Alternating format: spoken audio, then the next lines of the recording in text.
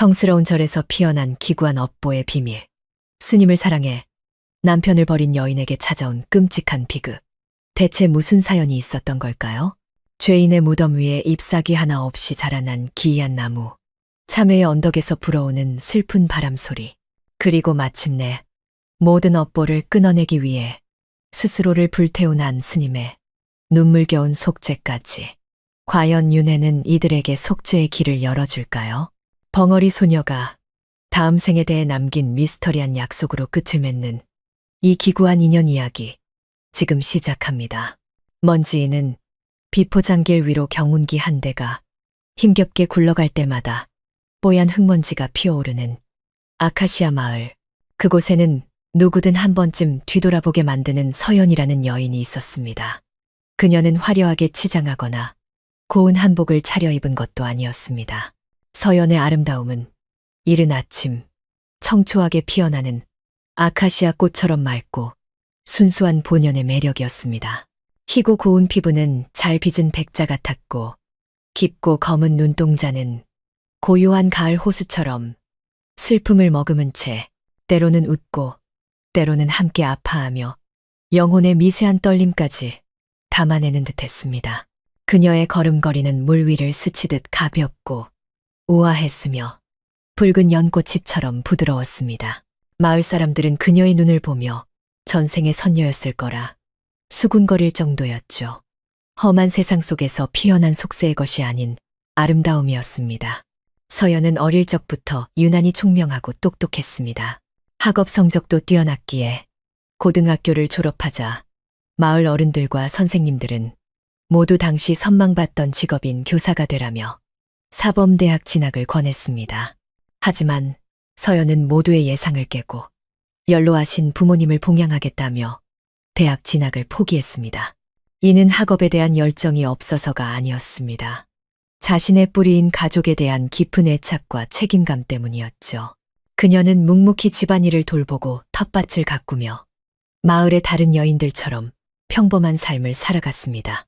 하지만 그 순종적인 모습과 고요한 눈빛 뒤에는 누구도 헤아릴 수 없는 복잡한 내면과 불꽃 같은 갈망이 숨겨져 있었습니다. 그것은 바로 사랑받고 싶다는 갈망이었습니다. 스쳐 지나가는 얕은 감정이 아닌 영혼의 온전한 교감을 나누는 깊고 진실한 사랑. 자신의 모든 기쁨과 슬픔, 가장 깊은 생각까지도 나눌 수 있는 그런 사랑을 꿈꿨습니다. 기댈 수 있는 든든한 어깨, 마음속 그늘까지 알아주는 섬세한 영혼을 간절히 바랐습니다. 그 갈망은 잠 못 이루는 긴 밤이면 더욱 거세게 타올라 사랑하는 가족과 정든 마을 속에서도 그녀를 외롭게 만들었습니다. 22살 되던 해 서연은 집안의 주선으로 마을 목공소 집 아들인 성호와 결혼했습니다. 성호는 술이나 도박 같은 나쁜 버릇 하나 없이 성실하고 착한 나무랄 데 없는 남자였습니다. 그 역시 자신만의 방식으로 아내를 사랑했지만 그것은 말이 없는 조용한 사랑이었습니다. 부부의 삶은 물질적으로 부족함이 없었고 작은 집은 늘 아늑했지만 그들 사이에는 보이지 않는 무언가가 비어 있었습니다. 두 영혼 사이의 거리는 점점 더 벌어졌습니다. 내성적인 성호는 사랑을 표현하거나 마음을 나누는 데 서툴렀습니다. 그는 그저 묵묵히 일하고 집으로 돌아와 서연이 곁에 있는 것을 너무나 당연하게 여겼습니다. 반면 감정이 풍부했던 서연은 깊은 대화와 따뜻한 애정 표현을 갈망했습니다.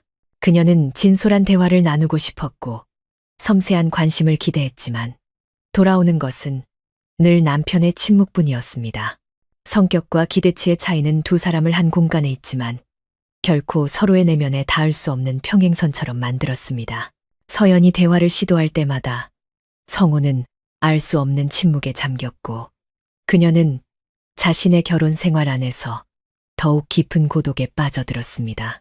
털어놓지 못한 슬픔은 점차 쌓여 그들 사이의 높은 벽이 되었습니다. 마음의 평화를 찾기 위해 그리고 가슴 속 공허함을 달래기 위해 서연은 저녁 노을이 기와지붕 위로 부드럽게 내려앉을 때면 홀로 청심사를 찾았습니다. 아카시아 마을에서 조금 떨어진 작은 언덕 위에 자리한 이 고즈넉한 사찰은 세상의 소음과 분리된 공간이었습니다. 절로 오르는 길은 구불구불했고 푸른 나무 그늘이 드리워져 있었습니다. 이곳의 공기는 마을의 흙먼지 섞인 바람과는 달리 숲과 풀꽃에 맑은 숨결을 머금어 상쾌하고 청량했습니다. 이 고요한 공간에 서서 은은하게 울려 퍼지는 풍경 소리와 발밑에서 바스러지는 낙엽 소리를 듣고 있으면 서연의 마음은 씻은 듯 맑아졌습니다.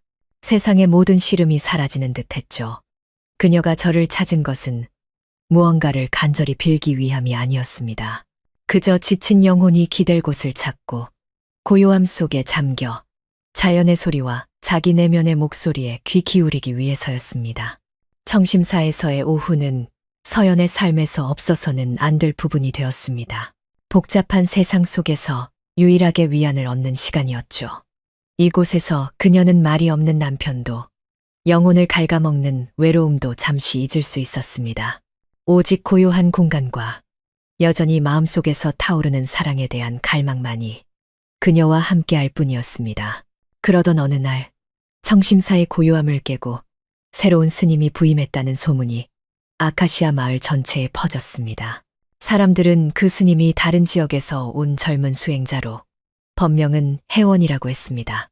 이제 막 30을 넘긴 스님은 호리호리한 체격에 온화한 얼굴을 하고 있었지만 그 눈빛은 부처의 상처럼 고요하면서도 말로 표현하기 힘든 깊은 슬픔을 담고 있었습니다.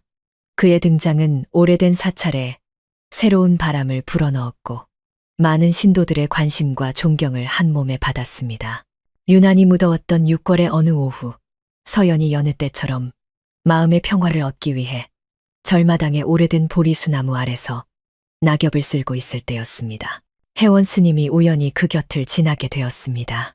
스님은 걸음을 멈추고 부드러운 눈빛으로 그녀를 바라보며 맑고 나지막한 목소리로 말했습니다. 진정으로 고통받는 이는 자신이 쥐고 있는 모든 것이 실은 자신의 것이 아님을 깨닫지 못하는 사람입니다. 그 말은 무심코 던진 것인지 의도한 것인지 알 수 없었지만 마치 거대한 범종 소리처럼 서연의 영혼 가장 깊은 곳을 울렸습니다. 심장이 세차게 불규칙하게 뛰기 시작했습니다. 그녀는 당혹감을 감추려 했으며 스님을 올려다 보았습니다. 스님의 말은 그녀의 어두운 마음에 한 줄기 빛처럼 파고들어 삶과 행복, 그리고 자신의 것이라 믿었지만 실은 더 섭섭던 것들에 대해 생각하게 했습니다. 어쩌면 이 무미건조한 결혼 생활과 외로움 또한 자신이 억지로 붙들고 있는 내 것이 아닌 것은 아닐까. 그날 이후 서연이 청심사를 오르는 발걸음은 더욱 잦아졌습니다. 처음에는 그저 마음의 평온을 찾기 위해 절마당을 쓸고 공양간 일을 도우며 소박한 채식을 준비하는 것으로 만족했습니다. 하지만 점차 그녀는 혜원 스님의 법문에 깊이 매료되었습니다. 스님의 목소리는 차분하고 깊이가 있었고 그 가르침은 듣는 이의 마음을 쉽게 파고들었습니다.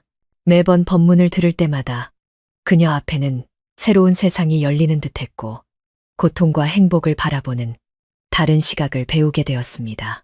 그녀는 넋을 잃고 법문을 들으며 영혼이 평화로 채워지는 것을 느꼈습니다. 하지만 바로 그 법문을 듣는 시간, 스님과 가까이 지내는 일상 속에서 그녀 자신도 모르는 사이에 위험한 감정이 싹트기 시작했습니다. 한 수행자에 대한 존경과 흠모는 점차 가까이 있고 싶고 관심을 받고 싶은 갈망으로 변해갔습니다. 이성적으로는 청정한 불가의 문턱에서 결코 존재해서는 안 될 감정이라는 것을 알았지만 그녀는 이미 자신도 모르게 유혹의 경계선을 넘어서고 있었습니다. 도와 속세의 경계가 흐릿해지는 위험한 땅에 발을 들인 것입니다. 한 번은 법당 구석에 작은 불상들을 닦던 중 서연이 실수로 도자기로 된 미륵보살상을 떨어뜨리고 말았습니다. 쨍그랑하는 소리에 그녀는 소스라치게 놀라 얼굴이 하얗게 질렸습니다. 그녀는 근처에 서 있던 혜원 스님에게 더듬거리며 사죄했지만 스님은 그저 온화하고 너그러운 미소를 지을 뿐이었습니다. 스님은 조용히 합장하며 말했습니다. 물건도 깨달음을 얻을 수 있거늘 하물며 사람의 마음이겠습니까? 너무 염려치 마십시오. 바람처럼 가벼운 그 한마디가 서연의 심장에는 커다란 돌덩이처럼 내려앉았습니다. 그 말은 그녀의 마음을 깊이 파고들었습니다. 이미 오래전부터 그녀의 마음은 깨져 있었기 때문입니다. 채워지지 않는 갈망과 성우와의 결혼 생활 속 외로움으로 기울어질 대로 기울어진 마음이었습니다. 스님의 무심한 위로는 오히려 그녀를 더욱 혼란스럽게 만들었습니다. 서연은 혜원 스님의 일상에 더 많은 신경을 쓰기 시작했습니다. 스님이 해질녘, 저녁 노을이 온 사찰을 보랏빛으로 물들일 때쯤 경을 읽는다는 것을 알게 된 그녀는 일부러 그 시간에 맞춰 절을 찾았습니다.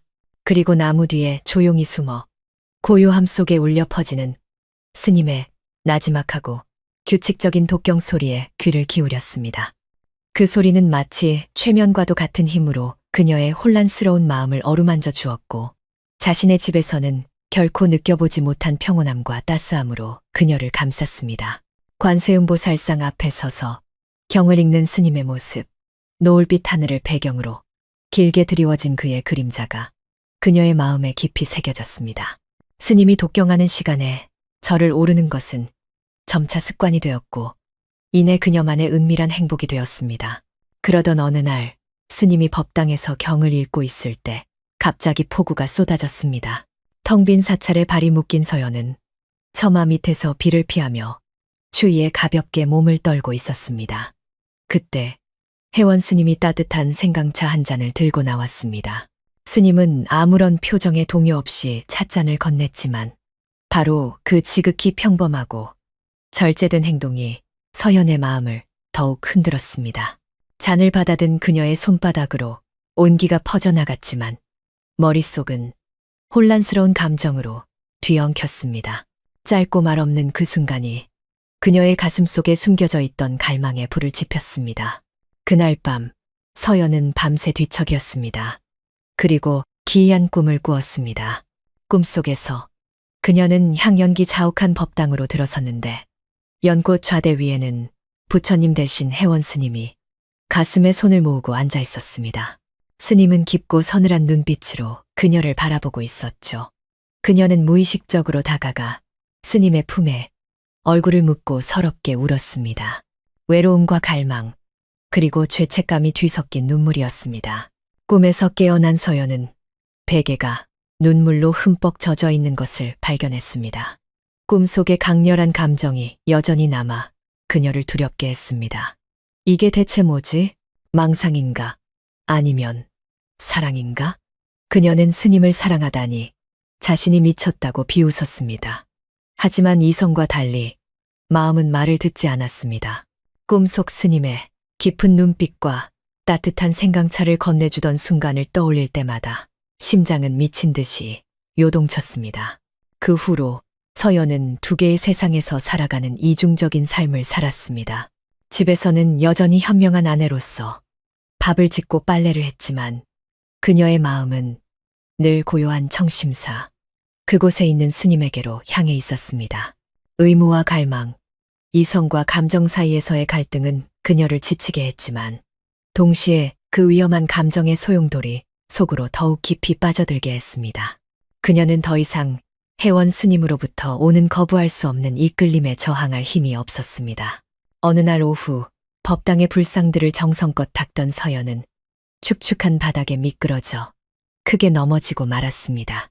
돌계단에 부딪힌 몸에서 격렬한 통증이 퍼져나갔고 이내 눈앞이 캄캄해지며 정신을 잃었습니다. 그녀를 가장 먼저 발견한 사람은 혜원 스님이었습니다. 바닥에 쓰러져 있는 서연을 본 스님의 얼굴에 좀처럼 보기 힘든 당혹감이 스쳤습니다.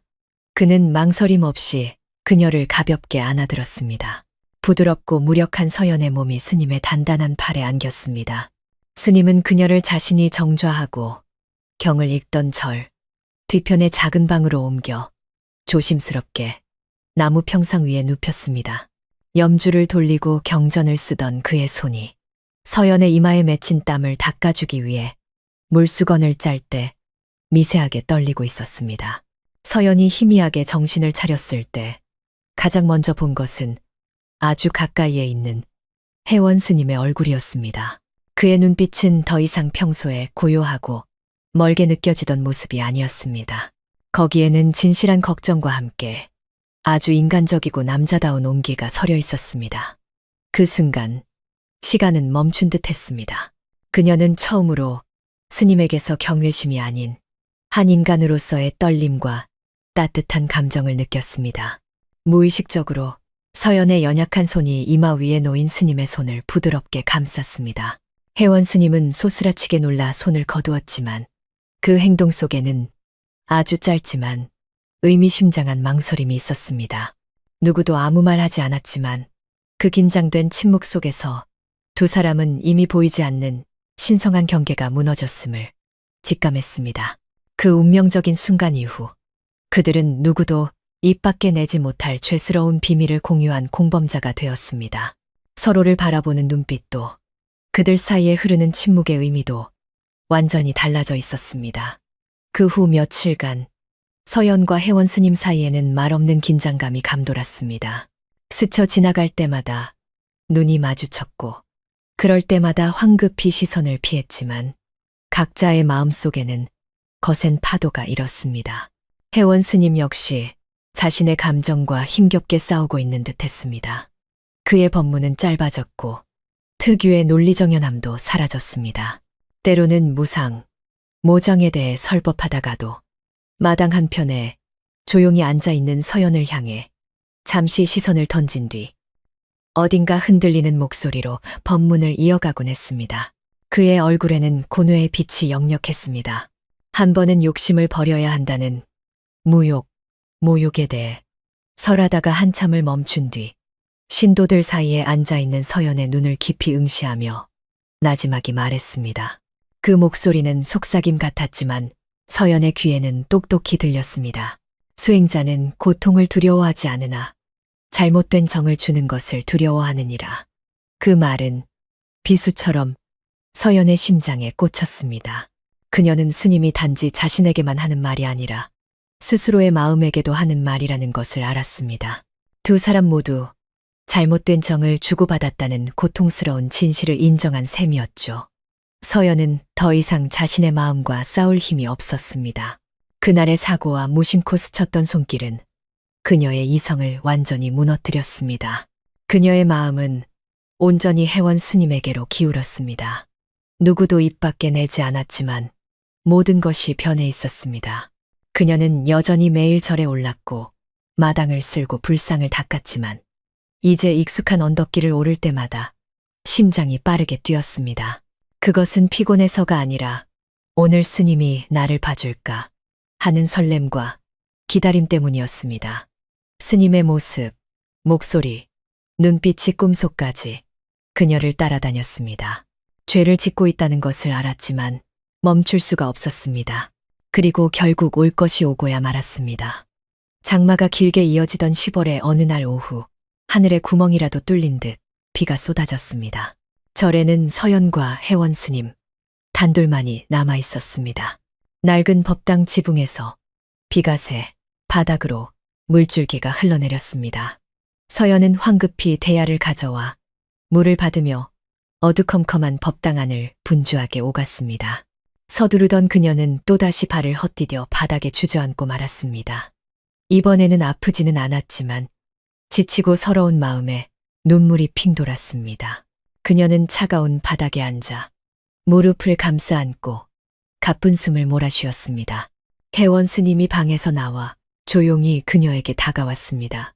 스님은 아무 말 없이 입고 있던 갈색 장삼을 벗어 추위와 감정에 떨고 있는 서연의 어깨 위로 덮어주었습니다.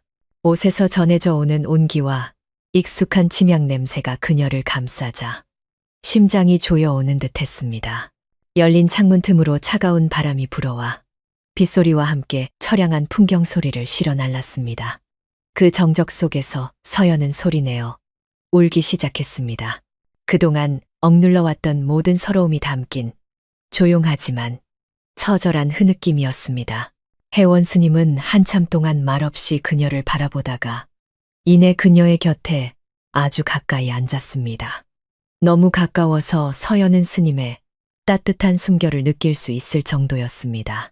그 순간 모든 장벽과 계율, 억눌렀던 감정들이 한꺼번에 사라졌습니다. 누구도 더 이상 서로를 끌어당기는 강렬한 힘에 저항하지 않았습니다. 아무 말도 필요 없었습니다. 수개월간 억눌려왔던 감정이 둑이 터진 홍수처럼 모든 것을 휩쓸어 버렸습니다. 스님의 손이 다시 한번 서연의 손을 찾았습니다. 이번에는 더 이상 망설임이 없었습니다. 두 손은 서로를 단단히 붙잡았고 온기와 함께 죄의 떨림을 나누었습니다. 그날 밤 스님이 경을 읽고 명상하던 절, 뒤편의 작고 소박한 방에서 일어나서는 안 될 일이 일어나고 말았습니다. 거친 숨소리가 밖에서 내리는 빗소리와 뒤섞였고 희미한 등잔불 아래 두 사람의 그림자가 죄와 욕망 속에서 하나로 얽혔습니다. 스님의 품에 안겨 서연은 희미하게 스님이 들려주던 경전 구절을 떠올렸습니다. 욕망은 고통을 낳고 욕망을 없애야 즐거움을 얻는다. 하지만 그 순간 그녀는 욕망을 없애고 싶지 않았습니다. 그 대가가 얼마나 클지 알면서도 외로웠던 지난 세월을 보상받고 싶었고 그저 사랑하고 싶었습니다. 다음 날 아침 하루의 시작을 알리는 첫 목탁 소리가 울려 퍼졌지만 서연은 집으로 돌아가지 않았습니다. 그녀는 절에 있던 낡은 옷을 걸쳐 입고 오래된 보리수나무 아래 말없이 앉아 있었습니다. 안개 낀 수평선을 바라보는 그녀의 눈은 텅 비어 있었습니다. 혜원 스님이 그녀 곁을 지나며 말없이 고개만 끄덕였습니다. 그의 눈은 그녀의 시선을 피했습니다. 이제 두 사람의 관계는 도덕과 계율의 경계를 완전히 넘어섰고 더 이상 돌아갈 길은 없었습니다. 비극은 바로 그 운명의 밤에 시작된 것이었습니다. 운명의 밤이 지나고 사흘 뒤 서연은 과거와 완전히 단절하기로 결심했습니다. 그녀는 성호가 기다리는 집으로 돌아가지 않았습니다.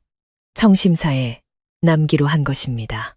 이 길이 가시밭길이자 죄악의 길임을 알면서도 그녀는 절 처마 밑에 앉아 마지막 빗방울이 나무잎에 맺히는 것을 바라보았습니다. 마음은 이상할 정도로 텅 비어 있었습니다. 더 이상 갈등도 불타는 갈망도 없었고 그저 운명을 받아들이는 체념만이 남았습니다. 그녀는 낡은 종이와 혜원 스님의 붓을 빌려 성호에게 보내는 마지막 편지를 썼습니다. 평소 단정했던 그녀의 글씨는 이제 차갑고 서먹하게 느껴졌습니다. 편지에는 자신의 행동에 대한 어떠한 해명도 용서를 구하는 말도 없었습니다. 그저 이렇게 적혀 있을 뿐이었습니다. 미안해요. 저는 이제 다른 사람들이 원하는 삶을 살아갈 용기가 없어요. 제가 절에 들어온 것은 수행을 위해서가 아니라 제 마음의 평화를 찾기 위해서예요. 비록 그것이 불가능하다는 것을 알지만 저를 찾지 마세요. 저를 잊어주세요. 제가 그저 날이 밝으면 사라지는 낡은 꿈이었다고 생각해 주세요. 한 글자 한 글자가 성호와의 인연을 끊어내는 차가운 칼날 같았습니다. 그녀는 울지 않았습니다. 이미 그녀의 영혼은 다른 곳, 다른 사람에게 속해 있었기 때문입니다. 성호는 힘든 하루 일을 마치고 돌아온 늦은 저녁에야 편지를 받았습니다. 그는 낡고 구겨진 종이 위에 쓰인 글씨를 묵묵히 읽어 내려갔습니다. 그의 얼굴에는 어떤 감정도 드러나지 않았습니다. 분노도 슬픔도 없이 그저 무서운 정적만이 흘렀습니다. 그는 묻지도 따지지도 저를 찾아가 자초지종을 확인하지도 않았습니다. 그저 조용히 편지를 접어 두 사람의 추억이 담긴 작은 나무 상자 안에 넣었습니다. 그날 이후 사람들은 더 이상 청심사 근처에서 성호를 볼 수 없었습니다. 그는 어디에도 가지 않고 그저 집 안에 홀로 머물렀습니다. 매일 조상님 위패 앞에 향을 피우고 허공으로 흩어지는 향 연기를 텅 빈 눈으로 바라볼 뿐이었습니다. 그의 침묵은 어떤 원망보다도 더 무서웠습니다. 그것은 자신만의 방식으로 사랑했던 아내를 완전히 포기하는 고통스러운 수용이었습니다. 한편 서연은 청심사에서 새로운 삶을 시작했습니다. 하지만 그녀는 비구니가 아니었습니다. 머리를 깎지도 개를 받지도 않았죠. 그저 이름 없는 절지기로서 묵묵히 살아갔습니다. 그녀는 혜원 스님을 도와 마당을 쓸고 공양을 짓고 텃밭을 가꾸었습니다. 마치 이를 통해 마음속의 공허함과 죄책감을 덮으려는 듯 모든 일을 묵묵히 해냈습니다. 겉으로는 속세의 먼지를 모두 털어낸 듯 보였지만 그녀의 깊고 슬픈 눈에는 여전히 사랑의 미련과 죄의식, 그리고 미래에 대한 막연한 두려움이 남아 있었습니다. 그리고 그때부터 청심사에는 기이한 일들이 일어나기 시작했습니다. 마치 곧 닥쳐올 비극의 전조처럼 말이죠. 사찰특유의 청정하고 장엄한 기운은 사라지고 그 자리를 무겁고 음산한 기운이 채웠습니다.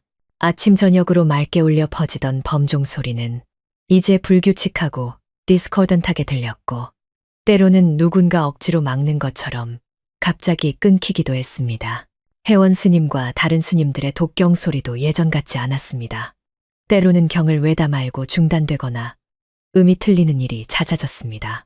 더 기이한 것은 평화의 안식처였던 저를 찾던 작은 생명체들이 하나둘씩 자취를 감춘 것이었습니다.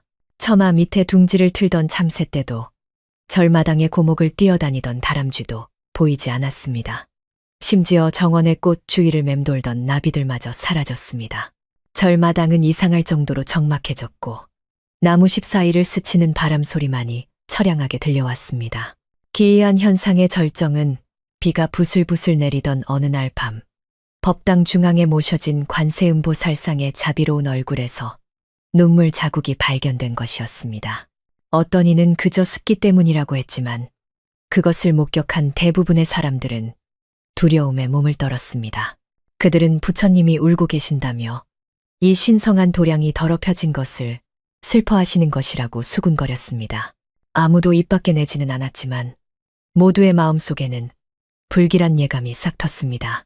그들은 서연과 혜원 스님을 다른 눈으로 보기 시작했습니다. 의심과 두려움, 그리고 경계의 눈빛으로 말이죠. 한편 혜원 스님은 죄책감의 늪에 더욱 깊이 빠져들었습니다. 서원을 어기고 계율을 파괴했다는 무거운 짐이 그의 영혼을 짓눌렀습니다. 독경하는 그의 목소리는 무겁게 가라앉았고 한 글자 한 글자에 참회와 고통이 담겨 있는 듯했습니다. 때로는 절마당의 오래된 나무 아래 밤새도록 미동도 없이 앉아있기도 했습니다. 명상도 잠도 없이 그저 칠흑 같은 하늘을 올려다보며 깊은 고뇌에 잠긴 얼굴을 하고 있었습니다. 절에 있던 사람들은 어느 바람 부는 밤 스님이 혼잣말하는 것을 들었다고 합니다. 부처님께서는 보리수 아래서 49일간 수행하여 마침내 마왕의 유혹을 이겨내셨거늘 나는 하룻밤의 유혹조차 이겨내지 못했구나. 죄로다, 죄로다. 죄는 언제나 천둥처럼 찾아오는 것이 아닙니다. 때로는 차가운 밤이슬처럼 영혼에 스며들어 평온함을 서서히 갉아먹기도 합니다. 혜원 스님은 눈에 띄게 수척해졌고 아직 젊은 나이에도 흰머리가 늘었습니다. 그의 눈은 더욱 깊어졌고 말 못할 고뇌로 가득 찼습니다. 한 걸음 한 걸음이 무거워 보였고 마치 자신이 지은 업보에 무게를 짊어지고 걷는 듯했습니다. 내면의 고통은 그의 얼굴과 몸짓에 고스란히 드러났습니다. 온화하고 고요했던 젊은 스님은 이제 고통과 죄의식에 사로잡힌 다른 사람이 되어 있었습니다. 무겁고 음산한 기운이 청심사를 뒤덮었고 곧 서연과 혜원 스님의 삶에 몰아칠 끔찍한 업보의 폭풍을 예고하고 있었습니다. 좋은 소문은 멀리 퍼지고 나쁜 소문은 더 멀리 퍼지는 법입니다. 청심사에서 벌어진 불미스러운 일은 비록 누구도 대놓고 이야기하지는 않았지만 기름때처럼 조용히 아카시아 마을 전체로 퍼져나갔습니다. 사람들은 한때 마음의 안식처였던 그 절을 꺼리기 시작했습니다.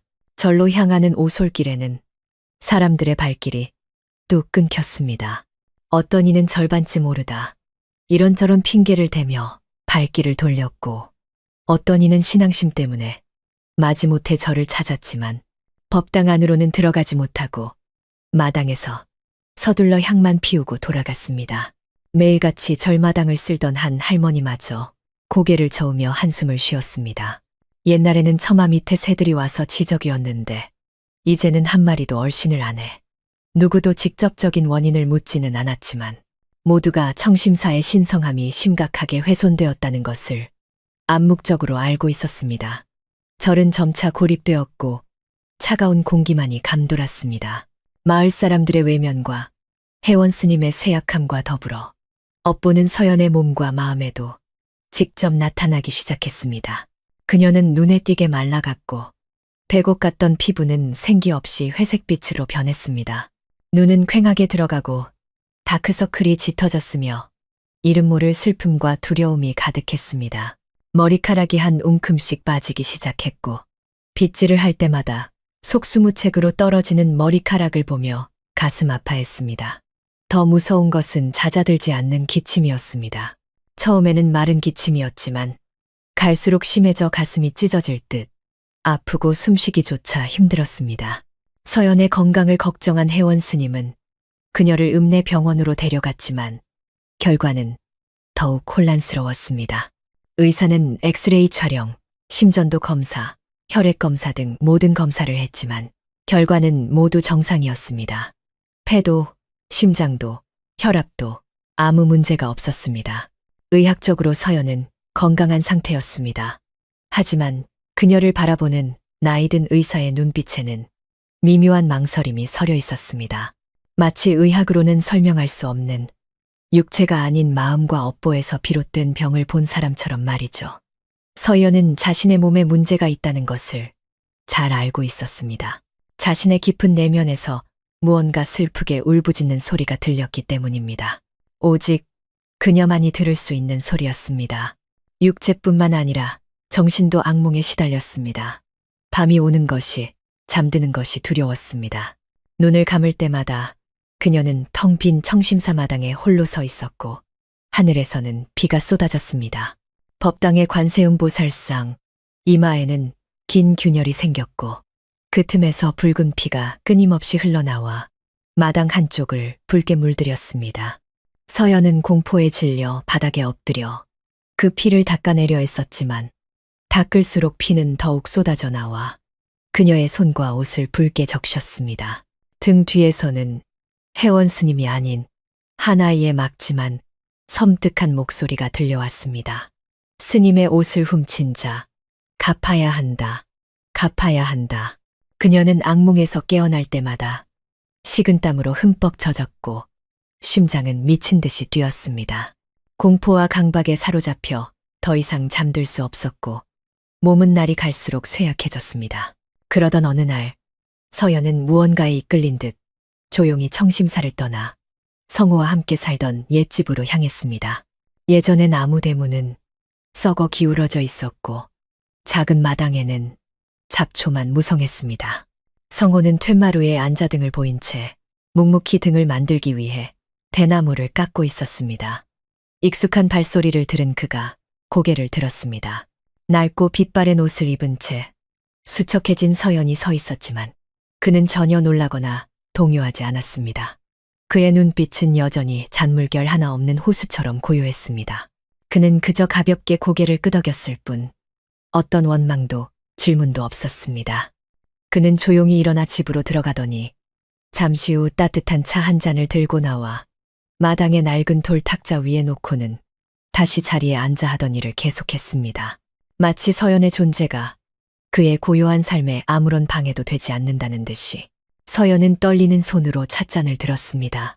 찻잔의 온기는 그녀의 차가운 손과 부서진 마음을 데우기엔 턱없이 부족했습니다. 무슨 말을 해야 할지, 어디서부터 시작해야 할지 알 수 없었습니다. 성호의 무서운 침묵 앞에서 모든 사과와 해명은 무의미하게 느껴졌습니다.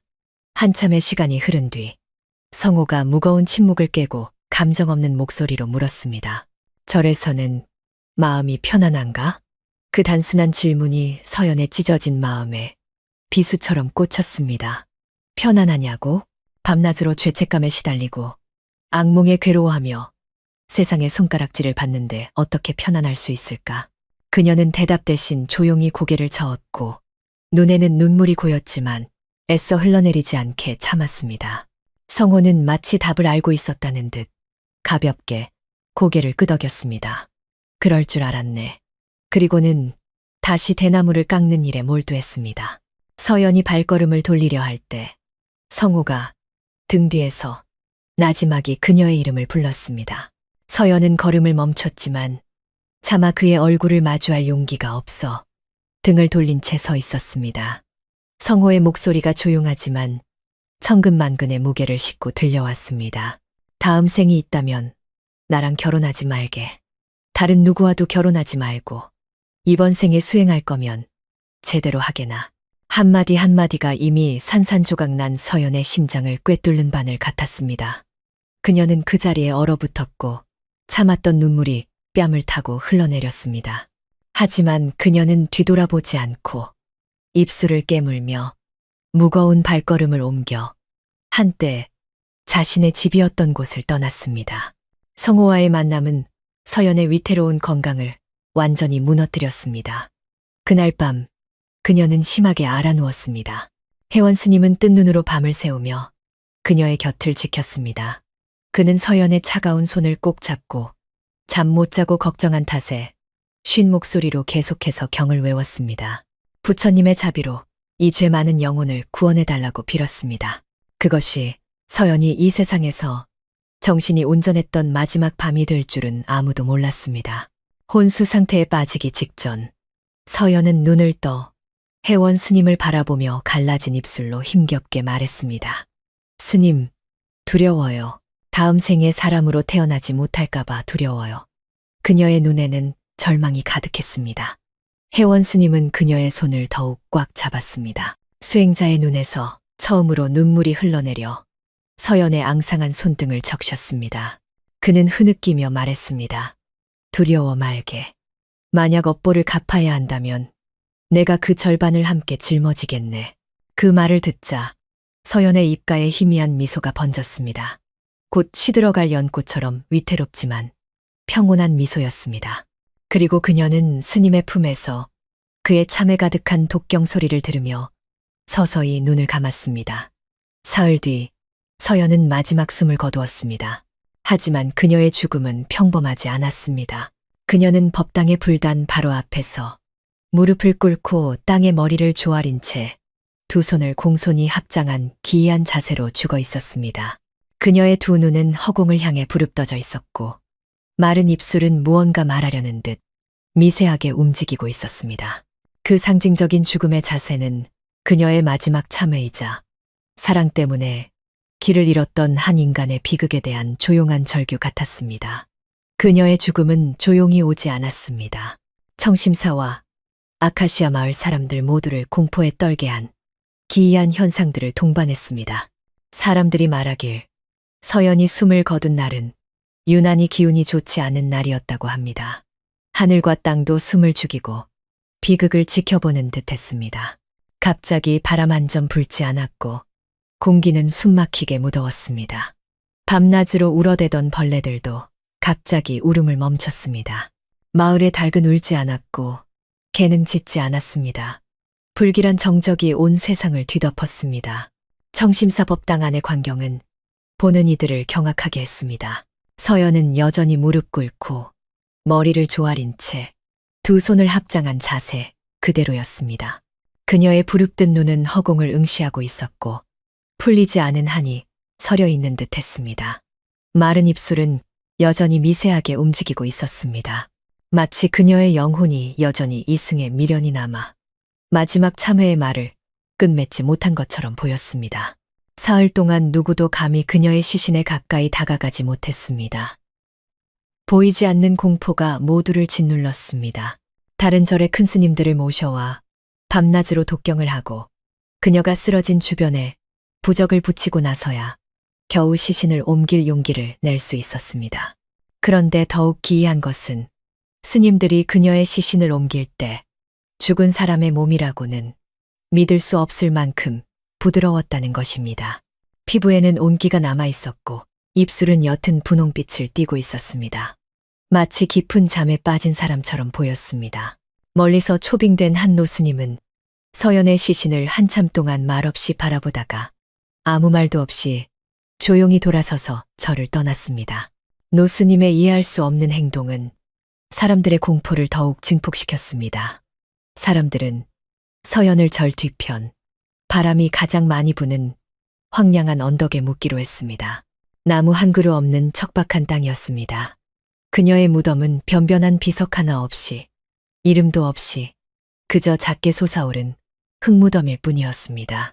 서연의 기이한 죽음에 겁을 먹은 마을 사람들은 누구도 그녀의 무덤에 찾아와 향을 피우지 않았습니다. 무덤은 그렇게 세월의 풍파 속에서 외롭게 방치되었습니다. 그런데 그녀를 묻은 지 한 달쯤 지났을 때 무덤에서 또다시 기이한 현상이 일어났습니다. 메마른 흙무덤 한가운데서 작고 기이한 나무 한 그루가 자라나기 시작한 것입니다. 앙상한 나뭇가지는 마치 하늘을 향해 뻗은 마른 팔 같았고 나무 껍질은 재처럼 회색빛을 띠고 있었습니다. 아무도 그 나무가 무슨 종류인지 알지 못했고 아무도 심지 않았습니다. 그리고 가장 특이한 점은 그 나무에는 봄이 오나 여름이 오나 잎사귀가 단 한 장도 돋아나지 않았다는 것입니다. 그 나무는 마치 고통 속에서 끊임없이 참회하는 영혼처럼 그 자리에 헐벗은 채 서 있었습니다. 잎 없는 나무가 나타난 이후 조용한 밤이면 절 근처에 사는 사람들은 서연의 무덤 쪽에서 불어오는 섬뜩한 바람 소리를 듣게 되었습니다. 그 바람 소리는 평범한 바람 소리와는 달랐습니다. 때로는 고통받는 여인의 흐느낌처럼 구슬펐고 때로는 누군가의 이름을 애타게 부르는 소리처럼 들렸습니다. 그 기괴한 소리는 사람들을 공포에 떨게 했고 서연의 영혼이 지은 죄 때문에 아직 이승을 떠나지 못하고 있다는 믿음을 굳히게 했습니다.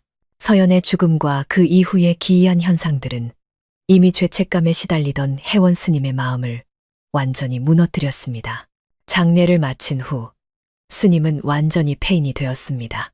그는 방 안에 스스로를 가두고 7일 밤낮을 물만 마시며 버텼습니다. 남은 시간은 법당의 관세음 보살상 아래에서 좌선하는 데 모두 썼습니다.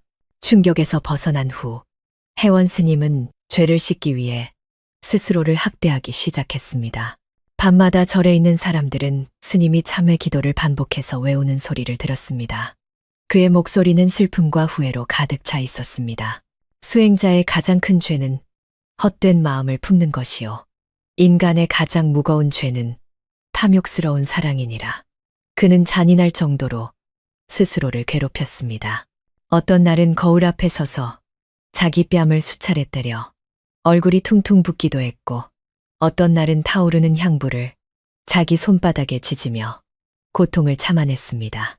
손바닥은 피로 물들었지만 육체의 고통은 마음의 고통에 비할 바가 아니었습니다. 절에 남은 사람들은 멀리서 스님의 고행을 지켜보며 수군거릴 뿐 누구도 감히 말리지 못했습니다. 그저 조용히 합장하고 부처님께 기도할 뿐이었습니다.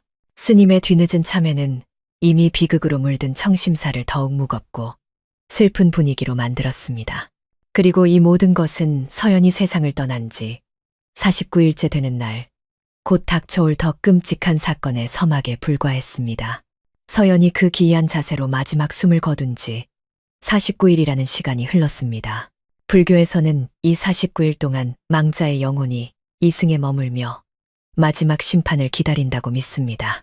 49일째 되던 날, 청심사의 공기는 그 어느 때보다 무겁고 긴장감이 감돌았습니다. 사람들은 모두 숨을 죽인 채 곧 무언가 심상치 않은 일이 일어날 것만 같은 불길한 예감에 휩싸였습니다. 그리고 그 예감은 어둠이 내리면서 현실이 되었습니다. 그날 저녁 하늘은 평소와 달리 핏빛처럼 붉게 물들었습니다. 지평선 위로 떠오른 보름달은 유난히 크고 붉고 탁한 빛을 띠고 있었습니다. 마치 누군가 밤하늘에 피를 뿌려놓은 듯 기괴하고 으스스한 풍경이었습니다. 밤 10시쯤 되자 바람이 불기 시작했습니다.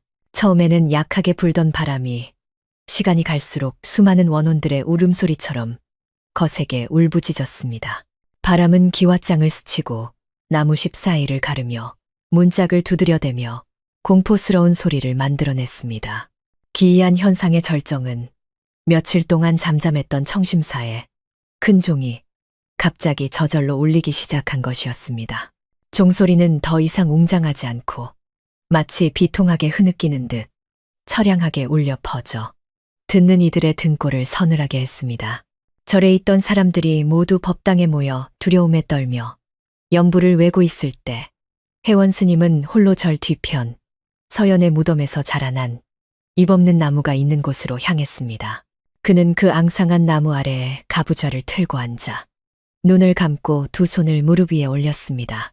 거센 바람과 기괴한 종소리에도 아랑곳하지 않고 그의 얼굴은 이상할 정도로 평온해 보였습니다. 마치 어떤 일이 닥쳐오든 받아들일 준비가 된 사람처럼 말이죠. 누구도 그곳에 감히 다가가지 못했습니다. 하지만 멀리서 붉은 달빛 아래 그 모습을 훔쳐보던 몇몇 사람들은 더 끔찍한 것을 목격했습니다. 잎사귀 하나 없는 회색빛 나뭇가지 위로 두 손을 모으고 무릎 꿇은 여인의 흐릿한 형상이 나타났다. 사라지기를 반복했던 것입니다. 그것은 틀림없는 서연의 모습이었습니다. 새벽 2시쯤 밤이 가장 깊고 긴장감이 최고조에 달했을 때 잎 없는 나무 쪽에서 갑작스러운 폭발음이 들렸습니다. 폭발음은 그리 크지 않았지만 땅을 뒤흔들었고 절에 있던 사람들은 모두 잠에서 깨어 혜원 스님이 앉아있던 곳으로 달려갔습니다. 그들 앞에는 믿을 수 없는 광경이 펼쳐져 있었습니다. 기이한 나무는 뿌리째 뽑혀 땅 위에 쓰러져 있었습니다. 하지만 가장 끔찍한 것은 그 나무의 뿌리였습니다. 뿌리는 땅 속으로 뻗어나간 것이 아니라 서로 기이하게 뒤엉켜 마치 청심사 정문을 향해 합장하고 있는 한 쌍의 사람, 손 모양을 하고 있었습니다. 뽑혀나간 나무 밑동에는 불에 그슬린 듯한 검은 원형 자국이 선명하게 남아 있었습니다. 다음 날 아침, 밤새 벌어진 끔찍한 일들에 대해 마을 사람들의 수군거림이 시작되었습니다. 어떤 이는 서연의 영혼이 아직 구천을 떠돌며 절의 문지기가 되는 벌을 받고 있다고 했고, 어떤 이는 부처님이 마침내 그녀의 참회를 받아들여 영혼을 해방시켜 주신 것이라고도 했습니다. 하지만 그 누구도 그날 밤 그 나무 아래 홀로 앉아있던 혜원 스님에게 무슨 일이 있었는지 감히 묻지 못했습니다.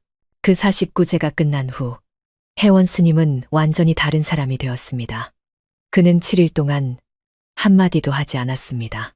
8일째 되는 날, 스님은 절에 있는 모든 사람들을 불러 모아 불단 앞에서 마지막 참회 기도를 올렸습니다. 그리고 모두를 바라보며 나지막하지만 단호한 목소리로 말했습니다. 소승은 아직 수행이 부족하고 업장이 두터워 이 신성한 도량에 머물 자격이 없습니다. 이제 저를 떠나 기약 없는 수행의 길에 오르겠습니다. 그 말을 마친 스님은 조용히 몸을 돌려 떠났습니다. 아무런 작별 인사도 짐도 없이 그는 영광과 죄악을 함께했던 청심사를 그렇게 떠났습니다. 그가 어디로 갔는지 아는 사람은 아무도 없었습니다. 어떤 이는 안개 낀 깊은 산속에서 고행하는 스님을 보았다고도 하고, 어떤 이는 깊은 숲속에서 염주를 돌리는 그를 만났다고도 했습니다. 혜원 스님의 갑작스러운 러하일은 청심사의 비극적인 한 장을 마무리 지었고, 그 뒤에는 현실과 전설이 뒤섞인 이야기와 한재능 있는 수행자에 대한 안타까움만이 남았습니다. 혜원 스님이 떠난 후 청심사는 기이할 정도의 정적에 휩싸였습니다. 절을 찾는 사람들의 발길은 뜸해졌고 49일 밤에 뿌리째 뽑혔던 잎 없는 나무는 절의 구석진 곳에 다시 묻혔습니다. 그 주변 땅은 이상하게도 어떤 풀도 자라지 않았고 바람이 불 때마다 기이한 소리를 냈습니다. 사람들은 그 바람을 참회의 바람이라 불렀고 서연이 숨을 거두었던 그 자리는 무릎 꿇은 터라고 불렀습니다. 그곳 역시 어떤 생명도 자라나지 못하는 불모지가 되었습니다. 시간이 흘러 서연이 죽은 지 꼭 1년이 되던 날이었습니다. 과거와 완전히 연을 끊은 듯했던 남편 성호가 홀로 청심사를 다시 찾았습니다. 그는 법당이 아닌 절 뒤편에 무릎 꿇은 터로 곧장 향했습니다.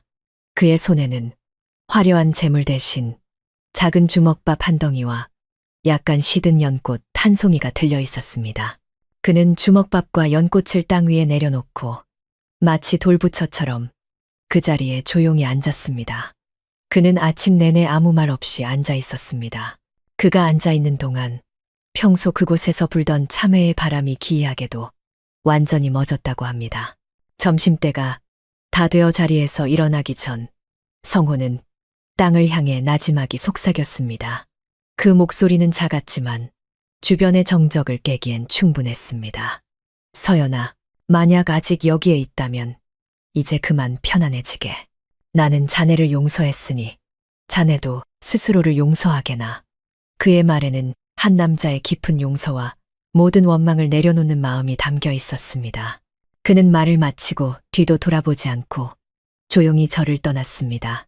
바로 그날 밤 청심사의 무릎 꿇은 터에만 기이하게 작은 비가 내렸습니다.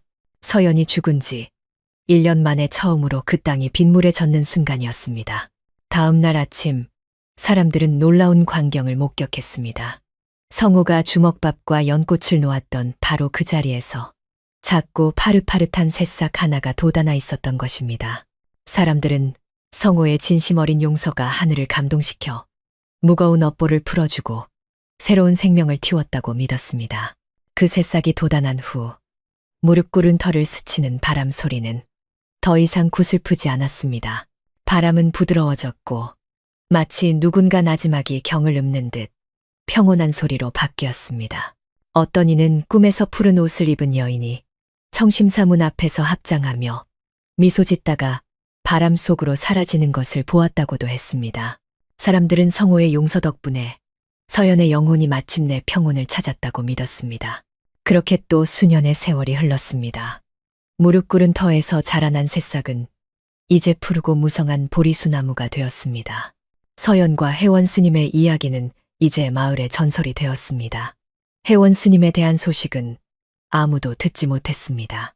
그러던 어느 날 병고가 있은 지 3년쯤 되었을 때 깊은 산속에서 고행하는 한 은둔자에 대한 이야기가 들려왔습니다. 그는 이름도 없이 홀로 살며 매일 아침 짧은 기도를 올리고 마른 풀 한 줌을 태우는 것으로 하루를 시작했다고 합니다. 왜 그렇게 고된 삶을 사느냐는 물음에 그는 슬픈 목소리로 이렇게 답했다고 합니다. 나는 한때 세상 속에서 입없는 나무였소. 이제 지난날의 잘못을 갚기 위해 고요히 서 있는 법을 배우는 중이요. 많은 이들이 그가 청심사의 혜원 스님일 것이라 짐작했지만 아무도 확신할 수는 없었습니다. 시간은 흘러 혜원 스님이 떠난 지 12년이 되던 해 백중날이었습니다. 청심사의 발신인 불명의 낡은 편지 한 통이 도착했습니다. 세월의 흔적이 묻어나는 누런 종이 위에는 힘없는 필체로 짧은 내용이 적혀 있었습니다. 청심사의 모든 스님들께 저는 이 신성한 도량을 더럽혔던 죄인입니다. 이제 쇠약해진 육신으로 업보의 끝을 맞이하려 합니다. 부디 자비를 베푸시어 제가 가장 큰 죄를 지었던 그곳으로 돌아가 마지막으로 업장을 풀고 편안히 떠날 수 있도록 허락해 주십시오. 편지에는 서명이 없었지만 모두가 12년 만에 혜원 스님이 돌아오려 한다는 것을 알았습니다. 그날 오후 혜원 스님은 홀로 청심사로 돌아왔습니다. 앙상하게 마른 몸, 해진 옷, 그리고 백발이 성성한 모습이었습니다. 오직 깊은 슬픔을 간직한 그의 눈만이 기이할 정도로 맑고 평온했습니다. 그는 법당이 아닌 곧장 무릎 꿇은 터로 향했습니다. 이제는 제법 자란 보리수나무 아래 그는 조용히 가부좌를 틀고 앉았습니다. 그리고는 주변에 흩어져 있던 말은 집단을 모아 자기 앞에 쌓았습니다. 지켜보는 스님들과 신도들의 침묵 속에서 혜원 스님은 품에서 작은 불씨를 꺼내 집단에 불을 붙였습니다. 불길은 순식간에 그의 낡은 옷으로 옮겨 붙었고 이내 그의 몸 전체를 감쌌습니다. 누구도 감히 그를 말리지 못했습니다.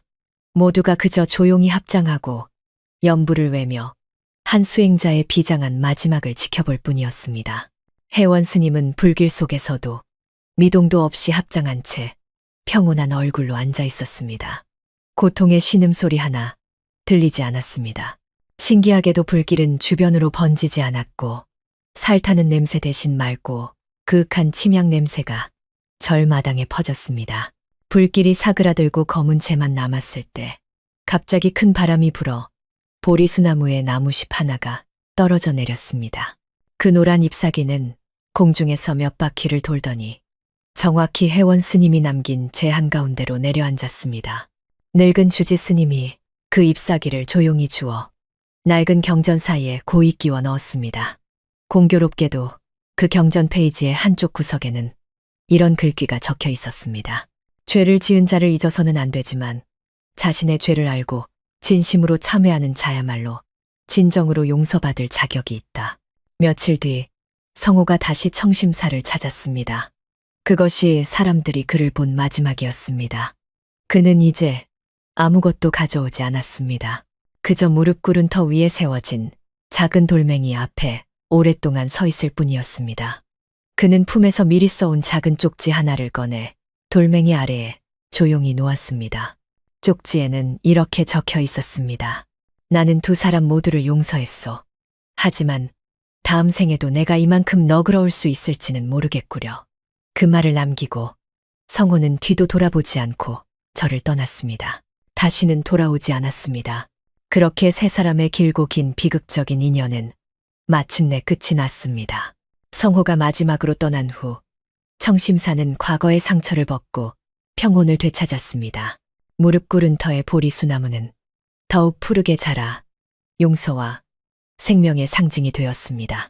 다음 해봄, 이른 아침에 스님들이 절문을 열었을 때 대문 앞에 갓난 여자아이가 버려져 있는 것을 발견했습니다.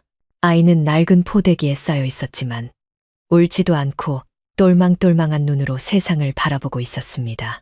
작은 손에는 달고 다른 나무 연꽃 봉오리 조각을 꼭 쥐고 있었습니다.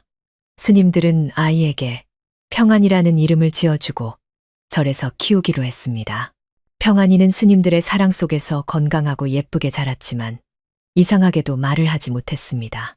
다른 아이들이 모두 말을 배울 때도 평안이는 그저 침묵을 지켰습니다. 모든 말을 알아듣고 눈빛과 미소로 감정을 표현했지만 목소리를 내지는 않았습니다. 그런데 나이 든 사람들을 놀라게 한 것은 평안이의 눈이었습니다.